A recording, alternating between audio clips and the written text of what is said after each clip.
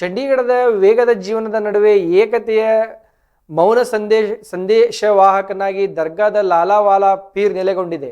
ಇಲ್ಲಿ ನಂಬಿಕೆಗೆ ಯಾವುದೇ ಲೇಬಲ್ಗಳಿಲ್ಲ.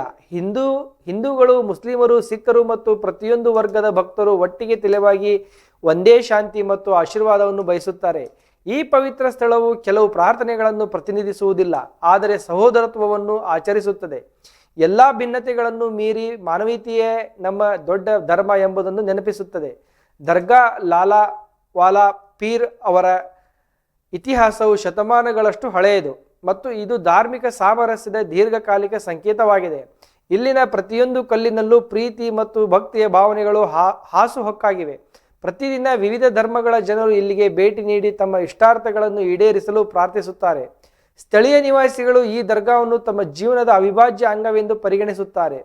ಅವರು ನಿಯಮಿತವಾಗಿ ಇಲ್ಲಿಗೆ ಬಂದು ಪ್ರಾರ್ಥನೆ ಸಲ್ಲಿಸುತ್ತಾರೆ ಮತ್ತು ದರ್ಗಾದ ಆಡಳಿತ ಮಂಡಳಿಯೊಂದಿಗೆ ಸಕ್ರಿಯವಾಗಿ ತೊಡಗಿಸಿಕೊಂಡಿದ್ದಾರೆ. ಇದು ಕೇವಲ ಒಂದು ಸ್ಥಳವಲ್ಲ, ಇದು ನಂಬಿಕೆಯ ಭಾವನೆ ಎಂದು ಸ್ಥಳೀಯ ನಿವಾಸಿಯೊಬ್ಬರು ಹೇಳುತ್ತಾರೆ. ದರ್ಗಾದ ಆಡಳಿತ ಮಂಡಳಿಯು ಎಲ್ಲ ಧರ್ಮಗಳ ಜನರನ್ನು ಸ್ವಾಗತಿಸುವ ವಾತಾವರಣವನ್ನು ಕಾಪಾಡಿಕೊಳ್ಳಲು ಬದ್ಧವಾಗಿದೆ. ಅವರು ವಿವಿಧ ಧಾರ್ಮಿಕ ಹಬ್ಬಗಳಲ್ಲಿ ಸಕ್ರಿಯವಾಗಿ ಭಾಗವಹಿಸುತ್ತಾರೆ ಮತ್ತು ಸಮುದಾಯದ ನಡುವೆ ಸಾಮರಸ್ಯವನ್ನು ಉತ್ತೇಜಿಸಲು ಪ್ರಯತ್ನಿಸುತ್ತಾರೆ.